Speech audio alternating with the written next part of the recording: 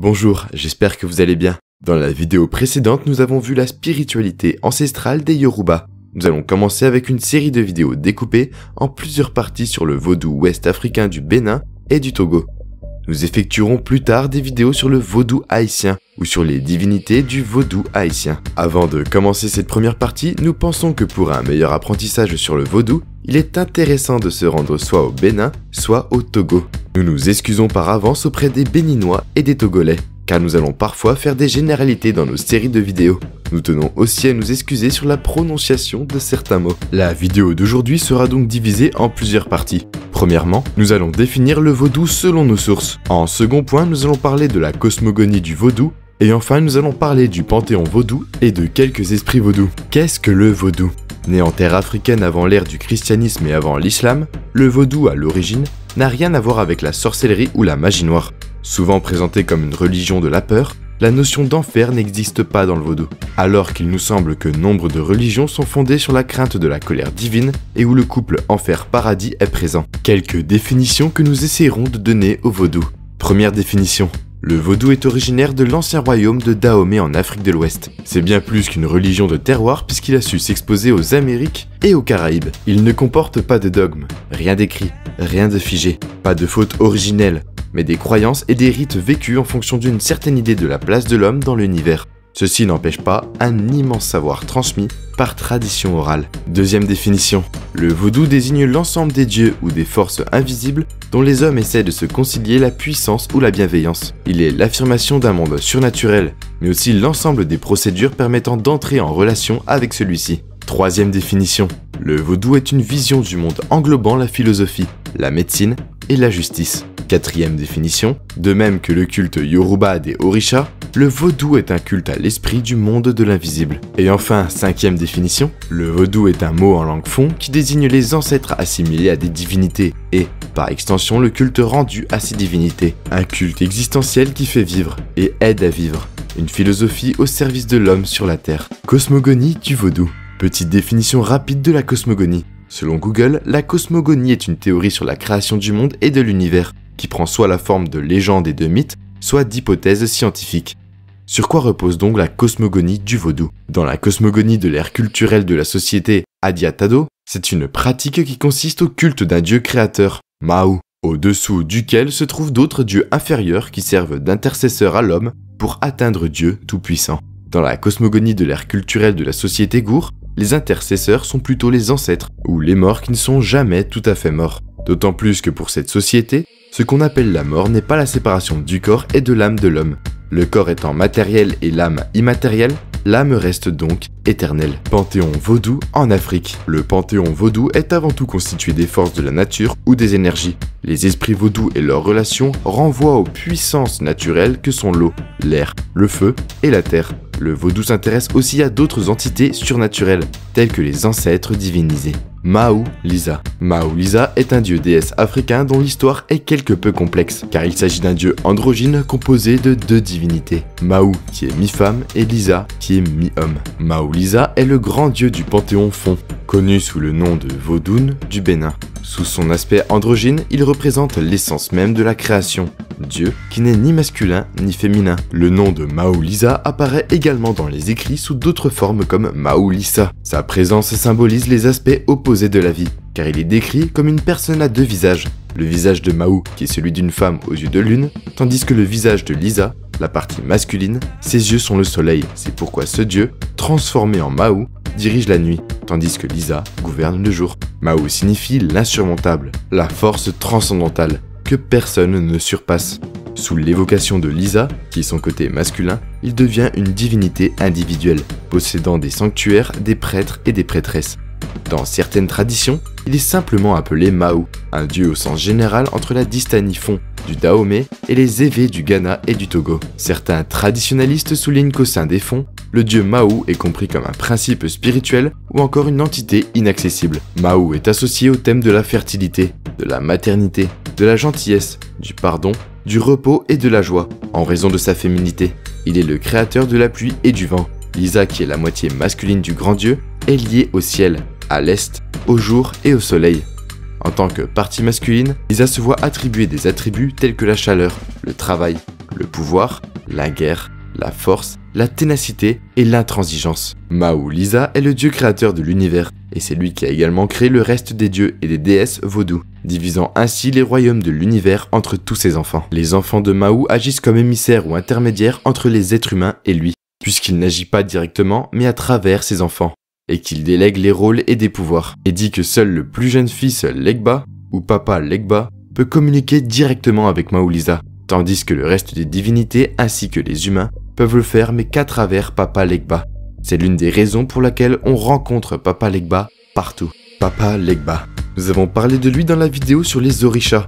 Nous allons rappeler brièvement son rôle dans cette vidéo sur le vaudou. Papa Legba est un Iwa. Iwa qui signifie esprit ou divinité. Il est répandu au Bénin et au Togo et hors d'Afrique. Legba a la fonction d'intermédiaire et de messager. Il est assimilé, dans le vaudou syncrétiste haïtien, à Saint-Pierre, qui détient les clés du paradis et de l'enfer.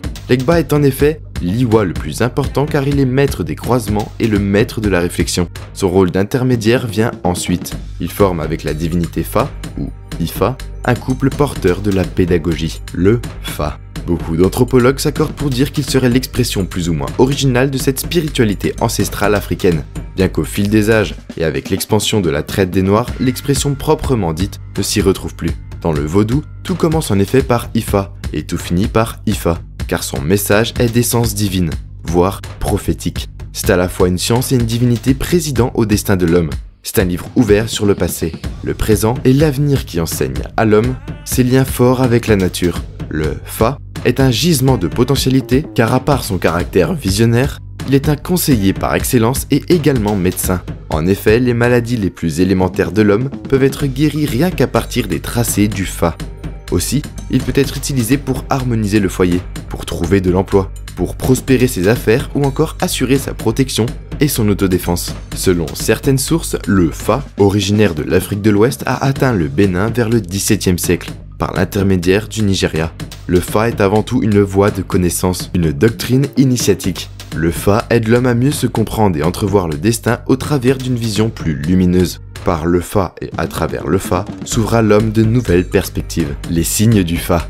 Les éléments constitutifs du Fa sont les maisons géomantiques et les signes géomantiques. Il existe 16 maisons géomantiques et 16 signes principaux. En Afrique, la divination du Fa est pratiquée essentiellement au Ghana, au Togo, au Bénin et au Nigeria. Le Fa a également voyagé sur d'autres continents avec le commerce des esclaves et les migrations.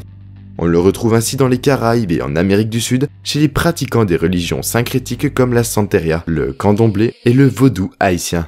Pour finir, le Fa est l'expression par laquelle les ancêtres africains communiquaient avec les entités spirituelles pour prédire l'avenir, s'initier, s'instruire, se protéger et rester en contact permanent avec l'entremonde. Sakpata. Sakpata est une divinité d'origine yoruba très redoutée du fait de sa virulence. Il est connu dans les pays du golfe du Bénin, au Brésil et en Haïti, comme le dieu de la variole et plus généralement des maladies éruptives, qui est en réalité Sakpata. Selon certaines sources, le nom Sakpata comporte plusieurs variantes, par exemple Sakpaté, et différentes formes selon le contexte. Sakpata signifie l'incontournable, le suprême. Il constitue l'une des figures les plus populaires du panthéon vaudou. Histoire de Sakpata. Dans une étude publiée en 2013, le professeur Mao Nion fait le point sur les recherches concernant les origines historiques de Sakpata. Selon lui, sa présence au Bénin est attestée au moins depuis la fin du XVIIe siècle, c'est-à-dire antérieure à celle du Fa.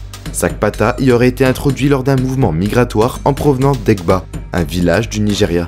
Partis avec leur orisha, les populations d'Egba s'installent sur les collines de Dassa Zoumé et commencent les premières initiations au vaudou Sakpata. Au tout début du XVIIIe siècle, des adeptes sont capturés par le roi Akaba. Peu après, une épidémie de variole se déclare. Cette épidémie emporte le roi vers 1708. Sur le cadavre du roi, on découvre les pustules, et le bruit court que cette variole aurait été provoquée par un vaudou du pays Dassa Zoumé.